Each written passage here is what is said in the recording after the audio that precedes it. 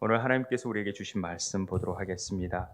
하나님께서 주신 말씀은 이사야 59장 20절부터 60장 3절까지 내용입니다.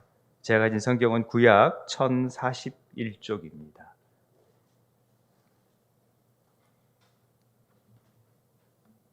이사야 59장 20절부터 60장 1절, 2절, 3절까지 내용입니다.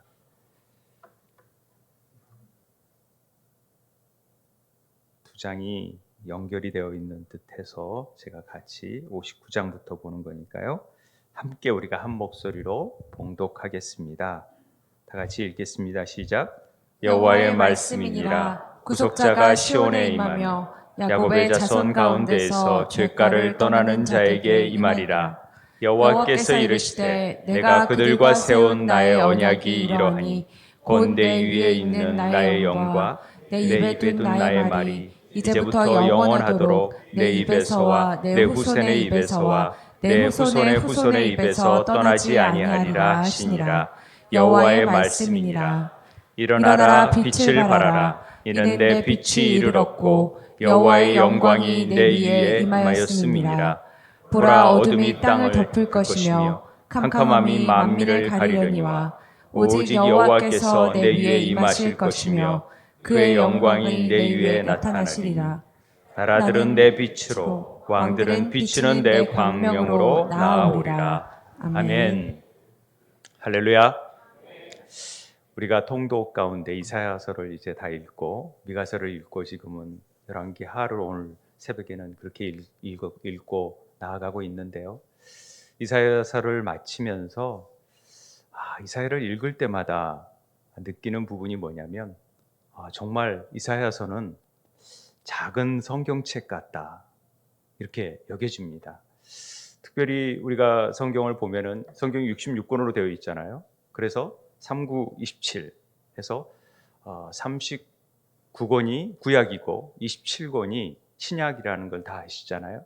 그런데 이사야서도 66장에서 이렇게 두 부분으로 나눈다면은 1장부터 39장이 하나님의 심판에 대한 선포 이런 것들이 나오지요. 그리고 40장부터 66장까지가 실제적으로 이스라엘에 대한 용서와 또 회복과 또 이렇게 구원과 이런 일들이 나오고 있습니다. 그걸 세 부분으로 또 나누기도 하는데 39장까지가 하나님의 심판, 또 40장부터 55장까지 나누는 분이 있어서 하나님의 구원, 그 다음에 하나님의 회복 이렇게 구분하기도 합니다. 그런데 가장 이사야서의 핵심은 뭐냐? 우리 성경의 핵심이 십자가에서 예수님께서 어둠 가운데 십자가에서 돌아가시고 부활하신 일들이 가장 핵심적인 사건 아니겠습니까? 그러니까 이사야서에도 60장 부분이 가장 핵심적인 부분이 되는 거예요. 오늘 우리가 읽었던 부분이. 그래서 하나님 나라의 소망이 성취되는 과정이 빛이 임하여서 성취되는 과정이 나타나는 거죠. 그래서 새 하늘과 새 땅이 이루어지는 일들을 전체적인 내용들이 우리 안에 나타나고 있다는 것을 우리는 이미 우리가 늘 성경 교관을 통해서도 설교한 적이 있고 그러니까 이미 아시는 내용입니다만 다시 한번 우리가 이런 부분을 보게 되는데요. 그래서 우리가 보는 60장 이 부분은 59장은 거기에 대한 설명이고 60장 부분은 굉장히 유명한 장입니다. 이사야뿐만 아니라 성경에서도 아주 유명한 장이라고 할 수 있습니다. 신년이 되면 우리 한 번쯤은 다 일어나 빛을 발하 이런 얘기를 많이 들었을 겁니다. 그런 얘기 많이 듣잖아요. 찬양 가운데서도 일어나라 빛을 발하라 최덕신 씨의 찬양도 있고요. 또 유명한 우리 성가곡 중에서도 일어나라 빛을 발하라 이런 멋진 찬양도 있고요. 그래서 이미 우리가 잘 알고 있습니다. 많이 또 신년이 되면은 표어로서 일어나라 빛을 발하라 이런 표어도 많이 들으니까요. 오늘 이 말씀을 통해서 하나님이 주시는 귀한 음성을 듣게 되는 시간이 되길 바랍니다.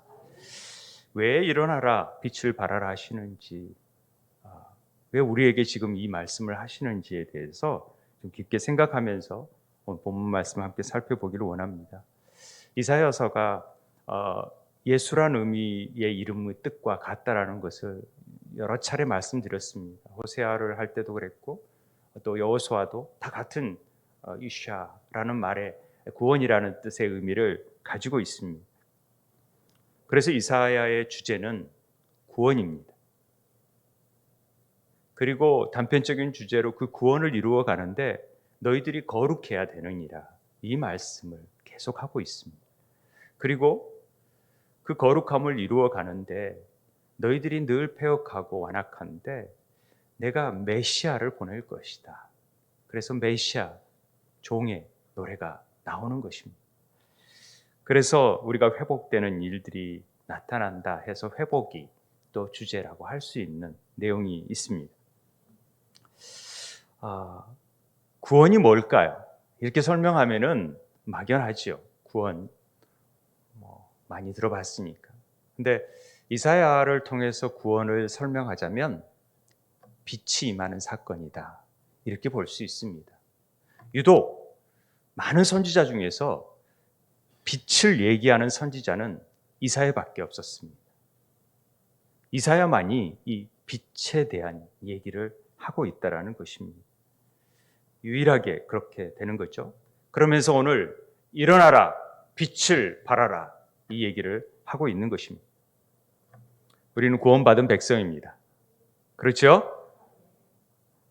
별로 이렇게 확신을 안 하시는 듯한, 우리가 구원받은 백성입니다. 아멘. 네. 구원받은 백성인지 어떻게 압니까? 어떻게 알아요? 잘 몰라요. 잘 모릅니다. 그런데요,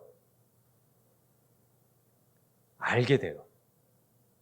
묘하게 알게 돼요. 왜냐하면 생명의 씨앗이 우리 안에 들어왔기 때문에 그렇습니다. 생명의 씨앗이 움트고 싹트는데 그걸 모른다고요? 그럴 수 없습니다. 물론 그게 너무나도 희미하니까 지구가 돌고 있지만은 그걸 느끼지 못하지만은 엄청난 굉음을 울리면서 지구는 돌고 있습니다. 그걸 느낀다면은 또 매일마다 그걸 느낀다면 얼마나 이게 힘들겠습니까? 그러나 돌고 있다라는 사실이죠. 생명이 들어와서 빛을 발하고 그걸 변화를 경험하는 것이 구원의 사건입니다만은 우리는 그 사건에 대한 감격과 흥분이 그렇게 지속되지는 않습니다. 그게 안타까운 일이지. 그래서 매일매일 우리가 이렇게 예배 나와서 하나님의 그 구원의 경륜과 그 구원의 우물 안에 그 깊이 있는 생수를 끌어올려서 우리가 마심으로 인해서 그 감격과 우리의 갈증을 해결하고자 하는 열망이 우리 안에 있기 때문에 계속해서 구원의 메시지를 선포하시는 것입니다. 우리는 그 구원의 기쁨을 주체할 수 없는 자가 돼야 되는 것이죠. 특별히 구원받은 일들이 우리 삶 속에서는 잘 드러나지 않습니다. 그래서 믿는 자나 믿지 않은 자나 별반 다른 게 없어 보입니다. 그렇죠. 그런데 제가 이렇게 전국 간증을 듣고 경험적으로 보면은 어떤 간증을 듣는데 하나님 심판대 옆에서 믿는 자와 믿지 않는 자를 어떻게 구별하느냐, 이런 얘기가 나와서 질문을 한 이제 그 임사 체험을 하신 분이 그렇게 질문을 하나님께 하니까 너무도 간단하다는 것이죠. 불이 켜져 있으면 생명이 있는 거고, 그래서 딱딱딱 보면은 저기 불이 들어왔네, 저기 불이 들어왔네, 저기 불이 들어왔네. 불이 안 들어와 있으면 생명이 없는 거고. 너무 간단하잖아요. 그래서 탁탁탁 집어낸다는 거죠, 하나님께서. 하나님의 생명이 들어와 있으면, 생명은 사람들의 빛이라고 요한복음에 얘기하잖아요. 그 사람들의 빛이 있기 때문에 그 안에 빛을 보면은 알아요. 그래서 후광이 비치는 거예요. 후광이 빛 얘기할 수 있지만 그 사람이 들어간 뒤에 자취가 있는 거죠. 그래서 그 사람을 보면은 저 사람의 삶의 자리에서 그리스도의 향내가 나고 느낌이 나고 또 빛이 보인다. 그런 얘기를 해요. 영적인 눈이 띄어진 사람들이 보면은 저 사람 빛이 있네? 좀 빛이 약하네? 굉장히 빛이 강하네? 이런 게 느껴진다라는 거죠. 그게 보여진다라는 거죠. 왜? 우리 안에 빛이 있으니까요. 그게 없으면 보이지 않을 텐데 있기 때문에 보여지는 것이에요. 그래서 우리에게 너희들이 빛의 자녀라는 얘기를 에베소서에서 강하게 하고 있는 것입니다. 빛의 자녀답게 행하라고 하는 것이죠. 베드로전서에서 너희가 택한 족속이여 왕 같은 제사장이라는 얘기를 합니다. 거룩한 나라의 그의 소유된 백성인데 너희를 어두운 데서 불러내게 하신 그 기이한 빛에 들어가게 하신 덕을 선전하겠다라는 것이죠. 그 아름다운 덕을 선포하게 하겠다라는 것입니다. 우리를 부르신 이유가 또다시. 그러니까 우리는 어두운 곳에 있는데 그 어두운 데서 기이한 빛을 들어가게 하신 이가 있다라는 거죠. 빛으로 들어가게 하신 그 덕을 선전하는 일을 하게 하겠다라는 겁니다. 그래서 우리는 빛의 자녀답게 살아갈 수 있는 것입니다. 그런 자녀들에게 지금 하나님께서 일어나라! 이렇게 말씀하고 있습니다. 이런 말 들으면 왠지 힘이 납니다. 삶에 있어서 좌절하고 힘들고 어려운 일들이 있는 분들에게 일어나라! 그러면은 이게 좀 힘이 나잖아요. 낭망하고 어려워 있는데 말만 들어도 힘이 나지요. 그러나 일어나는 일은 간단치 않습니다. 일어난다 해도 쉽게 넘어질 때가 또 있다라는 것이죠. 현실이 녹록지 않기 때문에 그렇습니다. 우리가 마주한 현실은 너무나도 감당하기 어려운 일들 때문에 일어나기가 쉽지 않습니다. 이런 말을 들어도 우리 스스로 일어날 힘이 사실은 없는 것이죠. 우리 안에는. 왜 그럽니까? 아니, 믿지 않는 사람들은 당연하다 치더라고. 믿는 자라면 그 하나님의 빛이 임한 자들에게, 하나님의 능력이 임한 자들에게 왜 일어나지 못하냐는 것이죠. 이게 안타까운 일 아니겠습니까? 제가 일어나라 하는데도 이렇게 앉아 계시잖아요. 안 일어나요. 왜? 무덤덤하거든요. 별로. 들어도 그냥 그런가 보다, 또 일어나라 그러네. 그런 생각이 드는 것이죠. 사실 구원받지 못한 자이기 때문에 일어나지 못하는 경우가 많고요. 구원받았어도 일어나지 못하는, 주저하는 경우가 많아요. 왜냐하면은 우리 안에 여전히 죄의 어두운 부분이 우리를 붙잡고 있기 때문에 그렇습니다. 우리 속사람 안에서 늘 치열하게 사망의 법이 우리를 붙잡고 있는 거죠. 생명의 법으로 새롭게 됐는데도 깨닫지 못하고 여전히 붙잡고 있기 때문에 그래요. 이사야서가 처음에 시작할 때 일어나라는 말이 쿰이라는 뜻 다 아시죠? 우리 오케스트라 이름이 쿰 오케스트라인데 세우다, 일어나다. 그래서 우리 세움교회는 쿰, 일어나야 되는 거죠. 쿰, 달리다 쿰, 뭐 이렇게 소녀 일어나라. 또 안진뱅이를 향해서 일어나라. 이런 의미가 얼마나 놀라운 의미인지를 우리가 깨달아야 되는 것이죠. 그런데 왜 못 일어나느냐? 바로 우리 안에 늘 사단이 우리를 거역해 하는, 하나님의 뜻을 받아들이지 못하게 하는 것들이 있어요. 하나님, 내 자녀인데, 내가 양육했는데 거역하는 거예요. 왜요? 사단에게 매여 있어서 그래요. 소도 임자들 알고 나귀도 그 주인이 구유를 아는데 내 백성, 내 자녀가 알지를 못해요. 나를 깨닫지도 못해요. 그리고 범죄해요. 패역해요. 부패해요. 하나님을 만우리 여겨요. 이런 일들 때문에 일어나지를 못하는. 우리 생명의 삶에서 암송 구절 있죠? 이건 뭐 다 우리 교인들은 다 아니까. 이사야 59장 2절에 오직 너희 죄악이 너희와 너희 하나님 사이에 갈라놓았고 너희 죄가 그 얼굴을 가리워서 너희에게서 듣지 않으시게 함이니라. 죄 때문에 우리가 하나님 앞에 나아갈 수 없는 거예요. 일어설 수 없는 거예요.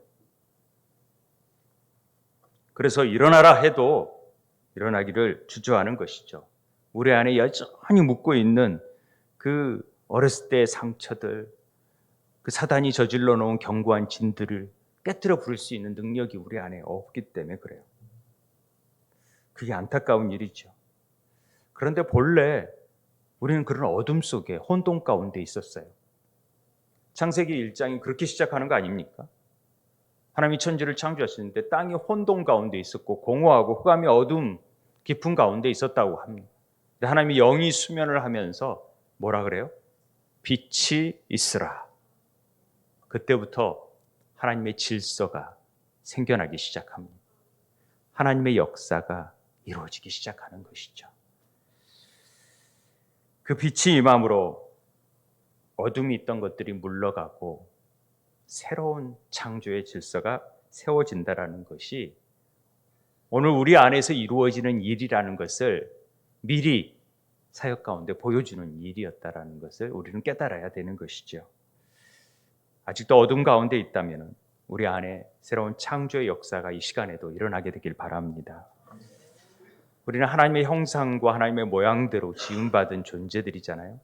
그렇기 때문에 하나님의 빛을 담고 있어요. 그런데 그 빛이 하나님을 거역함으로 인해서 가리워지고 그 모양이 어그러지고 어긋나게 되었다는 것이죠. 그러니 우리가 스스로 일어날 힘이 없고 우리가 어떻게 바라는 빛도 찾을 수가 없게 되어져 버린 존재가 되어버렸죠. 에덴에 쫓겨난 존재가 우리라는 것이죠. 타락으로 말미암아. 그런데 그런 자들에게 일어나라 일어나라 해도 일어나지를 못하니까 너무나도 안타까워서 계속해서 일으켜 세우려고 그래도 또 넘어지니까 아예 하나님께서 새로운 조치를 취하는 게 뭡니까? 예수 그리스도를 보내시 참 빛을 보내는 사건이 오늘 이 이사야의 삶 가운데에서 메시지 가운데에서 임하게 되었다라는 것을 지금 선포하고 있는 것입니다. 우리에게 빛이 없었는데 빛이 이르렀다. 그 얘기를 하고 있습니다. 빛을 발하라.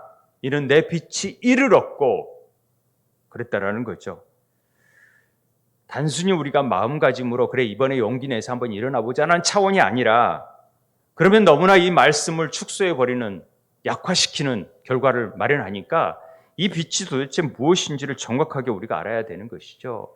이 빛이 우리에게 없었는데 우리에게 이 빛이 찾아왔다라는 것입니다. 그래서 이 빛이 무엇인지를 아는 게 중요합니다. 이 빛은 나의 빛이 아니라 내 안에 위에 임한 빛이라는 것이죠. 그 빛을 보니까 여호와의 영광이 그 위에 임하였다라는 것입니다. 여호와의 영광이 임하는 것이 우리는 너무나도 잘 알고 있죠. 성소에서 여호와의 영광이 임했던 구름 가운데 임했던 사건을 볼 수 있지만 그 모든 사건의 실체는 예수 그리스도였다라는 사실을 우리는 너무나도 잘 알고 있습니다. 그 영광이 우리 안에 임함으로 말미암아 우리 안에 생명으로 잉태되고 새로운 빛이 참 빛이 우리 안에 비추어졌는데 우리가 어떻게 해야 되는 거예요? 놀라 자빠져야 되는 거 아니겠습니까? 기뻐해야 되는 것 아니겠습니까? 변화돼야 되는 거 아니겠습니까? 이 여호와의 영광이 임하면요 죽은 자들이 살아난대요. 마른 뼈가 살아난대요. 하나님의 군대가 된대요. 이 빛이 임하면요 아무리 시대에 빠지고 아무리 힘든 자도 하나님이 일으켜 세울 수 있는 능력이 이 빛 안에 있다라는 것이죠. 그런데 왜 우리가 일어나지 못합니까? 이 빛의 의미를 모르니까 그러는 것이죠. 요한복음은 분명하게 다시 한번 얘기합니다. 그 안에 생명이 있었다. 말씀이 육신이 되어 우리 가운데 거하셨죠. 하나님이 말씀이시니까 그 말씀 안에는 생명이 있어요. 생명이 사람들의 빛이라고 얘기합니다. 그런데 빛이 어두움에 비추는데도 깨닫지 못하는 거죠. 워낙 어두움이 깊어져 있으면 깨닫지 못해. 그런데 참빛, 곧 세상에 와서 각 사람에게 비추는 빛이 참 빛이라는 거예요. 여러 빛이 있습니다. 율법의 빛이 있고 거짓의 빛이 있지만은 참 빛이 세상에 와서 각 사람에게 비추는 빛이 참 빛이라는 것이죠. 그것이 말씀이 육신이 되어 오신 예수 그리스도 안에 거하는 그 삶입니다. 그 거하는 사람들의 영광을 보면은 여호와의 영광이 아버지의 독생자의 영광이고 은혜와 진리가 그 안에 충만하더라 말씀하고 있는 것입니다. 믿으십니까? 이런 일들이 우리 삶 속에 있어야 됩니다. 그래서 구약을 통해서 그리스도의 오심을 늘 준비한 그릇이 드디어 신약에서 이루어질 거라는 것을 이사야가 계시하고 있는 내용이 오늘 본문의 내용입니다. 얼마나 놀라운 내용입니까? 700년 전의 사건들이 오늘 이 삶 속에서 펼쳐지고 있다는 것이죠. 하나님과 인간들 사이에 가로막고져 있던 성전의 휘장을, 죄의 담을 갈라버리는 사건이 예수 그리스도의 십자가의 사건으로 이루어졌다는 것을 우리들 가운데서 지금 미리 이사야를 통해서 고백하고 있는 것입니다. 그래서 아무런 거리낌 없이 성령께서 우리 안에 거주하심으로 우리 안에 생수가 쏟아지게 되고 그 생수가 흘러 넘치게 되고 우리가 그 생수가 닿는 곳마다 모든 만물이 다시금 솟게 되는 역사를 이루어가는 것이 하나님의 역사라는 것입니다. 일어나 빛을 발하라 라는 의미는 여러분이 가는 곳곳마다 그 생명의 생수가 흘러 넘치고 그것들이 선포되는 곳마다 죽은 자들이 살아나고 새로운 생명이 되어지는 역사를 이루어가라는 뜻이라는 것이죠. 이사야서는 이 부분에 대한 시대적인 사명을 깨닫고 선포하고 있는 것입니다. 그런데 이런 우리의 부름을 깨닫지 못하고 여전히 어두움 속에 갇혀져 있어서 하나님의 뜻을 빛을 보지 못하고 그 뜻을 세우지도 못하는 사람들이 있으니까 이게 문제지요. 하나님이 너를 지명하여 부르시고 왜 구원하신지 나를 찬송하게 하고 내 뜻을 펼쳐 보일 자라고 말씀하고 있는데도 우리는 깨닫지 못한다라는 것입니다. 우리가 오늘 이 말씀을 순종함으로 내 삶, 가정, 또 내 일터 가운데에서 일어나 빛을 발하는 삶이 되기를 바랍니다. 정말 우리가 구원받은 자라면 이 생명을 전하지 않고는 견딜 수 없는, 에레미야처럼 견딜 수 없는 마음을 갖게 되는 거예요. 살아 숨쉬고 역사하시고 그 막 흘러 넘치는 것을 주체할 수 없으니까 막 전하는 것이죠. 이 꿈틀됨이 있어야 됩니다. 이 살아있음이 있어야 됩니다. 제가요, 예전에 배드민턴을 치고 최근에 테니스를 좀 쳤었어요. 운동을 전혀 안 하다가 운동을 해야 된다고 의사가 자꾸 권하니까. 되게 재밌더라고요. 아침부터 막 커피 싸우고, 뭐 간식도 싸우면서 막 열심히 일하는데 얼마나 기뻐하는지 몰라요. 막 즐거워하고 재밌어하고. 게임하는 친구들을 봤어요, 제가. 이야, 밥 먹을 시간도요, 막 게임 아니라고 한 손으로 밥을 먹으면서 게임을 막 하더라고. 이야, 뭐가 그렇게 재밌는지. 심지어 애가 울어도 게임을 하느라고 그 애가 죽어가는데도 게임을 하고 있는 제가 그 엄마를 봤어요. 신문에 나왔잖아요. 그런데 우리에게는 이 구원의 놀라운 기쁨, 구원의 경륜 가운데서 이루신 하나님 은혜의 경륜이 우리 안에 임해졌는데도 우리가 그 구원의 기쁨을 누리지도 못하고 전하지도 못하고 우리 안에 이런 기쁨이 없다면 되겠냐는 것이죠. 그런 게임이나 운동 같은 거 해도 기뻐서 막 즐겁게 하자고 막 새벽마다 깨워서 나를 데려가자고 막 그러는 분들이 있는데 정말 그런 감격을 가지고 막 복음을 전하고 이거 구원의 기쁨을 전하고 싶어서 어찌할 수 없는 그런 감격이 있어야 된다는 것 아니겠습니까? 여러분 정말 깊은 우물 속에 우리 지난주에 그 구원의 우물 속에서 깊은 것들을 끄집어냈을 때 먹는 그 생수의 맛을 경험해 본 적이 있습니까? 그러면요, 저는 게임에 목숨 건 사람을 별로 많이 못 봤어요. 운동에 목숨 걸고 하는 사람은 없어요. 죽인다 그러면 다 포기하죠. 그런데요, 이 복음 전하는 일은요, 죽인다 해도 하는 거예요. 이게 얼마나 그들은 엔돌핀이 주는 그 기쁨과는 비교할 수 없는 엄청난 우리 안에 말로 표현할 수 없는 그 기쁨과 감격이 있는 거예요. 이 기쁨이 있는 자는 세상이 감당치 못한다는 것이죠. 믿으십니까? 그런데 하나님의 그 구원을 받고도 주권을 인정하지도 않고 늘 타락한 삶과 탐욕과 세상 것들을 바라보고 살아간다면 그것이 구원받은 자의 모습입니까? 일어나라 한다고 일어나집니까? 안 된다라는 것이죠. 여러분 안에 이 기쁨이 다시금 샘솟게 되기를 원합니다. 그래서 오늘 이 자리에 부르신 거라고 저는 믿습니다. 무덤덤하고 그냥 형식적인 삶에 있는 우리들에게 하나님 다시금 야 일어나라, 빛을 발하라 이렇게 말씀하고 저는 있다고 생각을 합니다.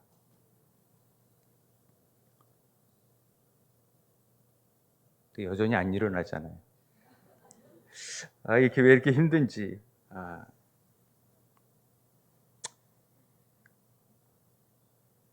그 빛이 싫을 때도 있어요.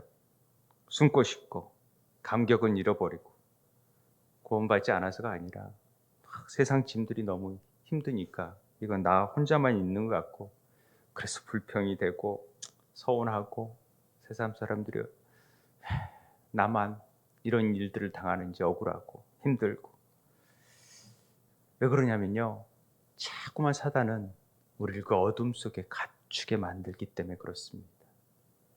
그래서 오늘 2절에 보라 어둠이 땅을 덮을 것이며 캄캄함이 만민을 가리려니. 자, 너희들이 얼마나 나락으로 깊이 떨어질 때, 그래서 사실은 예수 그리스도가 오시기 전까지 400년은 암흑기라고 그래요. 아무런 메시지가 없었어요. 그런 암흑기를 거쳐서 그래야 빛이 더 드러나니까, 더 분명하게 보여지니까, 그래야 어둠이 더 덮을 것이에요. 악이 관영할 것이에요. 더 찰 것이에요. 그럴 때 하나님이 빛 위에 임하시겠다라고 말씀하지 않았습니까? 그러니까 오히려 더 공고하고 힘들 때 저는 소망이 있다고 생각합니다. 택한 자라면 더 그런 자에게 하나님의 빛이 임할 거라고 저는 믿기 때문에 그렇습니다. 그래서 하나님의 은혜가 고마워하는 것이죠. 그래서 더 감격적인 삶이 되어지는 것이죠. 오늘 우리들 안에서 이 어둠이 덮여져 있는 부분이 거쳐주는 역사가 있게 되길 바랍니다. 그러려면요, 오늘 59절에서 20절에 이런 얘기를 합니다. 왜 너희들이 그렇게 일어나지 못하느냐, 깨닫지 못하느냐. 빛을 발하고 있지만 캄캄한 가운데에서도 우리가 막 밝은 것을 바라고 있고 빛으로 나아가고자 하느나 안 돼요. 왜 그러냐면은 하나님의 정의가 우리에게서 멀어져 있고 공의가 우리에게 미치지 못하니까 그래요. 하나님의 정의가 하수같이 흘러야 되는데 막혀져 있어요. 그러니까 막히니까 이게 흘러가지 못하니까 우리 다 살려고 해보는데도 안 되는 거죠. 열심히 살려고 하나님 뜻을 차르려고 하는데 맹인이 되어지니까 담을 막 더듬으며 눈 없는 자 같이 더듬고 헤매고 살면서도 있는 힘은 다 쓰면서도 막 강장한 자 같이 보여주지만 실제적으로는 다 죽은 자처럼 보여요. 죽은 자와 같이 되어지는. 이게 안타까운 일이죠. 우리의 현실이라는 것이죠. 그런 자를 하나님께서 어떻게 하신다고요? 지금 태양이 없잖아요. 그러나 태양은 빛나고 있습니다. 여전히 하나님께서 너희들이 그런 연약한 존재이기 때문에 일어설 수 없고 스스로 일어나지 못하기 때문에 내가 왔다라는 것이죠. 그리고 죄 아래 속해져 있던 것들을 너희들이 스스로 인정한다는 것이 회개라는 것이죠. 그래서 십자가의 보혈의 은혜와 임함을 통하여서 너희들의 모든 저주와 그 모든 죄의 사단의 괴계에서 이런 것들을 사망의 법에서 다 끊어버리고 생명의 법으로 너희들을 인도한다라는 것을 선포하는 것이 굉장히 중요합니다. 사도 바울도 오라 공고한 자로구나 라고 얘기하잖아요. 어찌할 수 없는 상황 속에서 내 마음은 원이던데 이게 몸이 안 따르니까 힘들다라는 것이죠. 그럴 때 그리스도의 생명이 나한테 있구나. 주 예수 그리스도 안에서 내가 이런 일들이 있다니, 이 구원의 놀라운 소식이 있다니, 이걸 선포하는 것이 보혈기도입니다. 매일매일 감격이 없고 나를 억누르고 막혀있는 것들을 뚫는 일들이 보혈기도입니다. 그리스도의 보혈이 나를 사단의 죄에서 이렇게 나를 구속하셨구나, 나를 값주고 사셨구나, 이런 것들을 고백하는 것이죠. 어떻게 하나님이 우리 안에 임했는지가 바로 59장 20절에 나와 있는 말씀이에요. 여호와의 말씀이라. 구속자라는 말이 아시죠? 시온에 임했다, 예루살렘에 임했다. 야곱의 자손 가운데서 죄가를 떠나는 자에게 임한 그 구속자가 누구에게 임하냐면요, 죄가를 떠나는 자, 죄가를 인정하고 회개하는 자에게 임하겠다라고 말씀하시는 것입니다.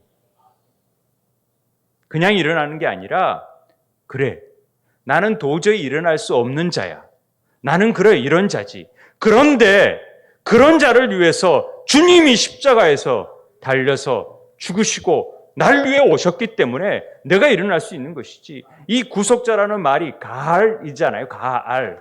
가알은 고엘 제도라는 말 들어보셨죠? 계대 제도라는 말 들어보셨죠? 룻기에서 나오는 얘기를 들어보셨어요?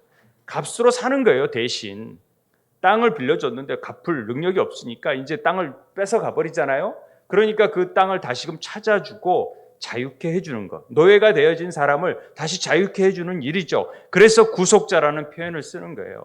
예수님께서 십자가의 핏값으로 우리같이 완악하고 더러운 자들을, 벌레 같은 자들, 먼지와 같은 자들을 자신의 생명을 내어주면서 살리셨다는 것 아닙니까? 핏값을 주고. 이게 얼마나 놀라운 은혜입니까?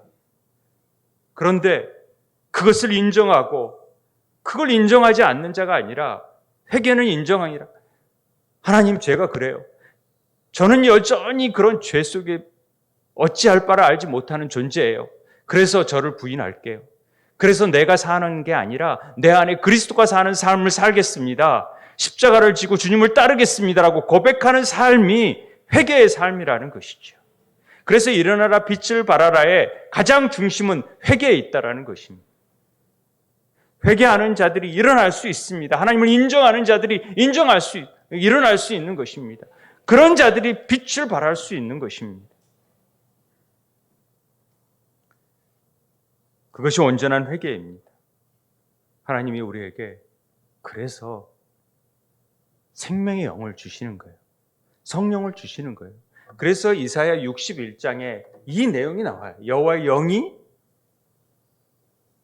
우리에게 기름을 부으셨으니까 가난한 자에게 복음이, 아름다운 소식을 전하게 되고, 그리고 포로된 자, 마음이 상한 자, 갇힌 자에게 고치고 자유하고 놓여지는 은혜의 해가 올 거라는 것을 얘기합니다. 그리고 그것이 실제적으로 예수께서 오심으로써 제일 먼저 이사야의 말씀을 인용함으로 이 일이 이루어졌다라는 것을 우리가 선포하는 것이죠. 오늘도 눌린 자가 있다면, 포로된 자가 있다면, 갇힌 자가 있다면 그리스도의 영을 통하여 놓여지는 역사가 있게 되길 바랍니다.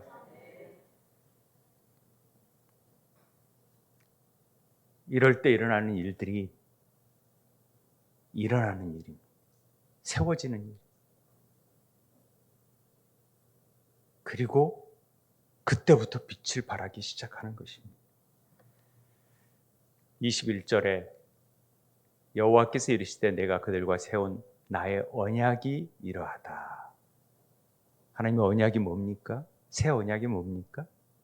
내 위에 있는 나의 영, 내 입에 둔 나의 말이 이제부터 영원하도록 내 입에서와 내 후손의 입에서와 내 자녀의 입에서와 내 자녀의 자녀의 입에서 떠나지 아니하리라 하시니라. 아멘.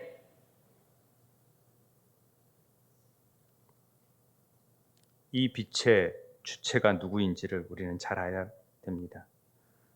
이 빛을 발하라고 하는 주체가 누구냐면 오늘 언약이 이루어지고 그 언약 안에서 하나님의 영이 우리의 입에서와 후손의 입에서 후손의 입에서 떠나지 않게 하겠다라는 것은, 그리고 이 다음 말씀이 빛을 발하라 라는 얘기는 그렇게 하나님의 영으로 성령의 말하게 하심에 따라 말하는 그 입술을 가진 자들, 그래서 그 후손들의 삶을 통하여서 너희들이 일어나 빛을 발하라 라는 말씀을 하시는 것입니다.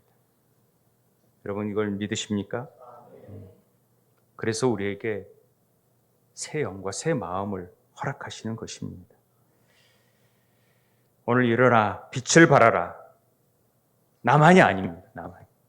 내 후손, 내 자녀, 내 후손의 후손, 내게 다 하시는 말씀입니다. 성령님을 통하여서 하나님의 말씀을 주시고 그 하나님의 말씀을 머무르게 하시고 그 말씀이 일어나게 하시고 그 말씀으로 말미암아 말씀과 기도로 거룩한 삶을 살도록 인도하시는 삶, 그것이 주께서 우리에게 일어나 빛을 발하라라고 명령하시는 주체자들인 것입니다. 저는 이 말씀을 이 시대 가운데에서 왜 이때 우리에게 전하라 하시는지에 대해서 귀를 기울였습니다. 우리가 마지막 시대에 책임을 다하는 책임이 뭘까 늘 고민하고 있을 때 특별히 이 말씀을 주셨어요. 빛을 발하라 하는 말이 내 입에서와 내 후손의 입에서, 내 후손의 입에서 주의 말씀이 떠나지 않게 해야 되겠구나. 그래서 개척 초기부터 무조건 말씀 읽자, 말씀만 읽자 통독을 했었고요. 기도하고 그 말씀과 기도로 우리는 거룩한 삶을 살고 거룩한 제사장이 되어져서 하나님 나라의 대사가 되어져서 그 빛을 전하는 역할을 감당해야겠다. 그래서 저는 이 빛을 일어나는 사명이요, 다음 세대를 세우는 사명이라는 것을 저는 저에게 주시는 사명으로 받아들이고 우리 교회에 주신 사명으로 받아들인다라는 것이죠. 그래서 그 빛을 선전할 자들, 하나님의 대사를 키우는 일들을 행하라. 그래서 우리가 성교원, 기도학교를 이 작은 교회가 하는 것 아닙니까? 큰 교회도 하지 않는 일들을, 돈이 안 된다고 하는 일들을 돈 벌려고 하는 일입니까 이게? 그래서 성교원이 어린이집으로 바뀌어야 되는 것입니까? 아니라는 것이죠. 하나님의 말씀을 입에서 떠나게 하지 말아야 되는데. 예전에 조영기 목사님이 유튜브를 보는데 일어나 빛을 발하라는 설교를 1980년대에 하셨어요.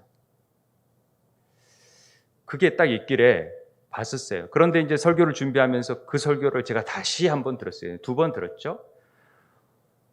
예전에 무심코 드렸던 설교였는데 1980년대 이 설교를 하면서 예전에 우리 한국이 너무나도 어려운 상황 속에 있으면서 60년대 민주화의 운동에 막 열심히 했잖아요. 그러니까 많은 지식인들이 여권을, 미국 아메리칸 드림을 꿈꾸면서 차라리 한국을 떠나겠다 해가지고 미국 여권 비자 취득하면은요, 굉장히 막 자랑스럽게 여겼고 다 가서 세탁소하고 뭐 그릇 닦기 하면서 지금 이민 세대를 이루었잖아요. 다 외국에 가려고 그러고. 왜? 너무 막 억압하고 탄압하고 감옥에 가두니까 힘들어서.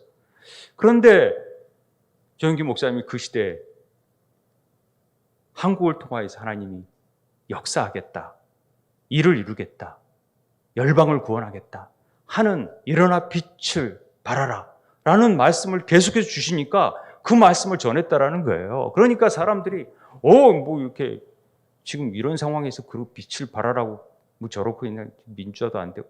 그런데 하나님이 88 올림픽을 통하여서 그게 이루어질 수 없는 일인데 하나님이 우리나라를 택하시고 전쟁이 일어날지 모르는 나라에 올림픽을 택하시고 그 전에 반쪽짜리 소련 LA 올림픽 뭐 이런 것들 통해서 다 반쪽짜리 이걸 하나님이 한국에서 일어나게 만드시고 그 하나하나 일들을 통해서 열방을 구원하는 일들을 하나님이 이 대한민국을 통해서 이루겠다고 약속하셨다라는 것 아니겠습니까? 우리가 세계 2위의 선교사 파송국 아닙니까? 어마어마한 일들을 이루었어요. 그리고 선진국 대열에 이렇게 전쟁의 아픔 속에서 100년이 지나지 않아서 이렇게 일어설 수 있는 나라가 과연 몇 나라나 되냐? 정말 기적을 이룬 나라죠. 이게 하나님이 하신 일이 아닙니까? K-팝, 한류? 하나님이 하신 일이죠. 그런데 이런 일에 취해가지고 정말 하나님이 하고 계시는 일들에 대해서 그 본분을 잊어버리고 하나님이 이 일을 통하여서 우리를 깨우시고 이 열방을 구원하고 다음 세대를 구원하고 신앙계승을 올바로 하고 일어날 빛을 발하는 사명을 희미해져 가고 있다는 것이죠. 너무나도 편한 삶을 사니까 기도하지 아니하고 말씀 읽지 아니하고 그런 삶 속에 산다면 우리한테 소망이 없다라는 것 아니겠습니까? 오늘 다시금 우리가 영적으로 깨어나는 역사가 있게 되길 바랍니다. 이 메시지를 통하여서 하나님께서 양주에 우리를 부르신 뜻이 무엇인지, 정말 구원의 은혜를 주시면서 성령을 주시면서 왜 일어나 빛을 발하라 하시는지, 다음 세대에게 어떤 비전을 심어줘야 될지 우리가 깊숙이 지속 가능한 공동체가 될 수 있고 다음 세대에게 신앙을 물려줄 수 있는 그런 공동체가 되기를 바랍니다. 저는 소망이 있습니다. 나는 우리 엄마가 믿는 하나님을 정말로 믿을 거야. 나는 우리 아빠가 믿는 하나님을 정말로 신뢰하고 따라갈 거야. 이런 믿음의 가정이 세워져야 되지 않겠습니까? 히스기야가 그렇게 열심히 했어도 오늘 말씀 보면 므낫세 같은 아들이 나오잖아요. 신앙교육은 참 어렵습니다. 나 우리 엄마가 아빠가 믿는 하나님이라면 절대로 안 믿을 거야. 이런 말 들으면 얼마나 불행합니까?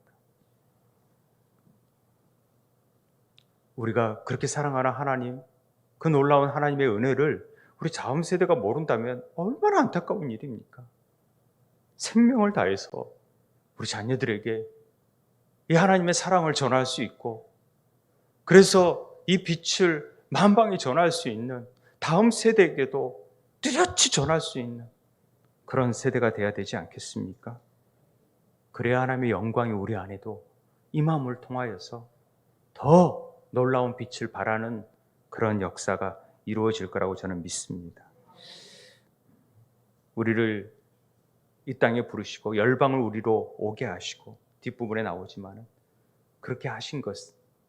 그래서 오늘 이렇게 쭉 말씀 보면은 우리를 영화롭게 하시고 더 하나님의 은혜를 주시는 것은 그냥 우리 잘 먹고 잘 살라는 게 아니라, 야, 니들 할 일이 있어. 그래서 이 시대에 정말 일어나 빛을 발하는 자들이 돼야 돼. 그것이 작은 우리의 가정에서부터 이 양주 땅, 전 세계를 향하여 나아가는 역사가 있게 되기를 바랍니다. 우리 아이들 많이 축복해 주시고요, 사랑해 주시고, 정말 또 가정에서 더 부모님들이 되어주셔서 사랑으로 껴안아 주시고 정말 빛을 전하는 자로, 빛의 자녀로 세워가는 역사가 있게 되길 바랍니다. 우리 한번 일어나시죠. 그래서 찬양하게 되기를 원합니다.